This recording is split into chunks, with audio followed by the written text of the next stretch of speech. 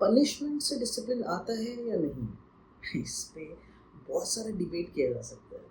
अगर हम पेरेंट्स से पूछें तो वो बोलते थे कि जब हम बच्चे थे तो हमको ऐसी-ऐसी पनिशमेंट्स दी जाती थी कि क्या ही बताएँ। तभी तो आज हम इतने डिसिप्लिन्ड हैं। तभी हम टाइम की, मनी की वैल्यू जानते हैं।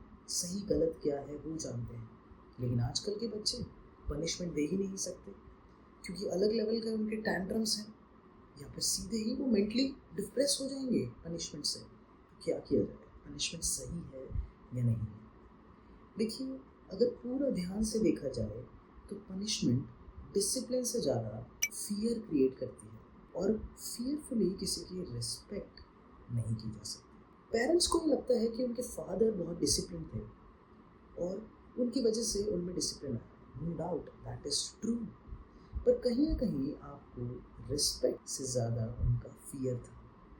मैं ये नहीं कह रहा कि अगर बच्चे कुछ गलती कर रहे हैं तो हमें उन्हें रोकना नहीं चाहिए या सज़ा ही नहीं देनी चाहिए। ये बात भी सही नहीं है। देखिए, पनिशमेंट ऐसी हो कि बच्चे को लगे ही ना कि वो पनिशमेंट है और वो काम भी करते हैं।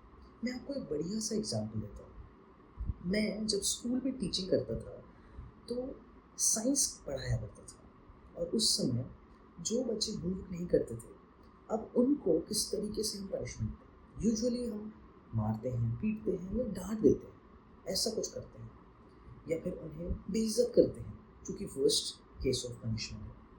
अब यहाँ पर मैंने एक प्यारा सा सोल्यूशन निकाला। वो ये था कि जब हम लैब का एक्सपेरिमेंट करने जाएंगे तब, क्योंकि एक बात मैं बता दूं कि जब लैब एक्सपेरिमेंट्स होते हैं ना तो बच्चे बहुत एक्साइटेड हो जाते हैं कि वाओ कुछ नया होने वाला है, एकदम मज़ा आने वाला है। तो उनकी पनिशमेंट क्या होती थी कि जो बच्चे होमवर्क नहीं करेंगे वो अपने हाथ से लैब का एक्सपेरिमेंट परफॉर्म नहीं कर सकते। वो सिर्फ देखेंगे और जब वो कैपेबल हो जाएंगे, होमवर्क करके आएंगे, तो नेक्स्ट टाइम वो भी परफॉर्म करेंगे। यानी देखने का और सीखने का मौका उनको मिलेगा, पर आप प्रैक्टिकली इन्वॉल्व नहीं हो पाएंगे। तो इसमें क्या है, कोई बेइज्जती नहीं है, कुछ प्रॉब्लम नहीं है, कोई आपकी डिसरिस्पेक्ट नहीं कर रहा। लेकिन जो चीज़ आपको पसंद थी उस तक पहुंचने के लिए आपको मेहनत करनी होगी। ये आपको मैसेज दिया जा रहा है। तो बच्चे को पनिशमेंट देने के बजाय उसको ये लेसन्स टीच करने होंगे हमें कि किस तरीके से थोड़ी सी मेहनत से जब हमको कुछ मिलता है तो उसकी वैल्यू ज़्यादा होती है। तब सीखेंगे वो डिसिप्लिन। जैसे अगर आपको उनके लिए कुछ खरीदना है, उनको कुछ गिफ्ट्स देने हैं, तो उनको कुछ टास्क दीजिए। जैसे हम बोलते हैं ना कि अगर आप फर्स्ट आ गए तो आपको ये मिलेगा, आपने क्लास में टॉप किया तो आपको ये मिलेगा, इतना मार्क्स आया तो ये मिलेगा। ये हेल्दी है। लेकिन रिवर्स मत जाइए कि अगर ये नहीं हुआ तो क्या।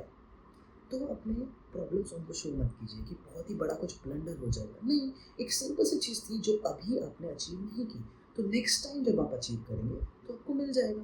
बट इट डजंट मीन कि हम उस चीज़ में उस बच्चे को बहुत ज़्यादा जुड़ाव हो कि मुझे ये चाहिए था और मैं अचीव नहीं कर पाया। तो आप उसे दूसरी अपॉर्चुनिटी दीजिए। उसे अपॉर्चुनिटी दीजिए उस काम में जिसमें वो अच्छा है। मान लीजिए बच्चा डांस करने में अच्छा है, तो आप अपॉर्चुनिटी दीजिए कि अगर आप एक और बढ़िया सा गाना परफॉर्म करते हैं, एक और अच्छा सा स्टेप सीखते हैं या मेरे साथ डांस करते हैं, कुछ ऐसा करते हैं, तो again you will be eligible for the same thing. तो आपको वो चीज़ किसी और तरीके से मिल जाएगी। पर फिर से अगर इसे बार बार खींचने लगे तो फिर बच्चा यूज टू हो जाएगा कि ठीक है, पढ़ाई नहीं करनी है, किसी और तरीके से सेम चीज़ मिल जाएगी। तो हर चीज़ हर बार काम नहीं करेगी। एक बच्चा ग्रूमिंग एज में है, उससे हर दिन नया और एक्साइटिंग चीज़ चाहिए। अगर उससे डील करने के लिए आप एक कांस्टेंट पैटर्न को लेंगे तो वो आपके ऊपर काम नहीं करने वाला है। उस पैटर्न को थोड़ा थोड़ा सा आपको चेंज करना पड़ेगा। और अगर आपको लगे कि इतनी मेहनत कैसे होगी, कैसे सोचूंगा, कैसे सीखूंगा, ये सब कैसे कर पाएंगे हम लोग ये सब, तो इसके लिए ज़्यादा मेहनत नहीं है।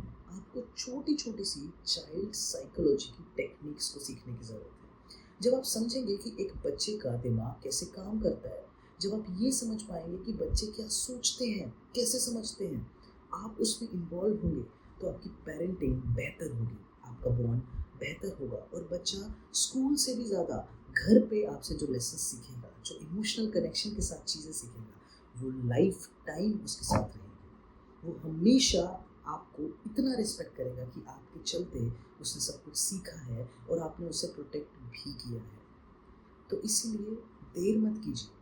ये बात ऐसी नहीं है कि पेरेंटिंग सीखना एक बड़ा पीएचडी करने लायक है। आप सिंपली मेरा प्रोग्राम ज्वाइन कर सकते हैं। मैं सिखाता हूँ आपको पेरेंटिंग सेपरेटली। और अगर आपको लगता है कि नहीं, यू डोंट वांट टू पे फॉर दैट, यूट्यूब पे ही आप मेरे बहुत सारे वीडियोस देख सकते हैं जिसमें पेरेंटिंग की बहुत सारी टेक्निक्स हैं।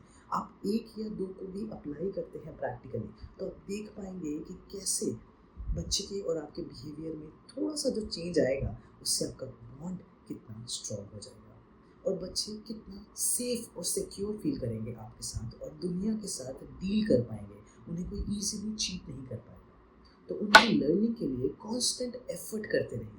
ज़रूरी नहीं है कि आप किसी पर्टिकुलर प्रोग्राम में ही जा रहे हैं, कोई पर्टिकुलर किताब पढ़ रहे हैं। सबसे बड़ी की होती है ऑब्जर्वेशन। अगर आपको ऑब्जर्व करने का स्किल आता है तो आप सेल्फ ग्रोथ इतनी कर रहे हैं कि आपको किसी की ज़रूरत नहीं है। इसीलिए कॉन्शियस रहिए, ऑब्जर्वेंट रहिए और बच्चे को बहुत अच्छे से डील कीजिए। गलतियाँ सबसे होती है, पर धीरे धीरे जब हम सुधार करते हैं तो चीज़ें लाइन पे आने लगती है। So all the best. I am Devdarsh, parenting and yoga coach.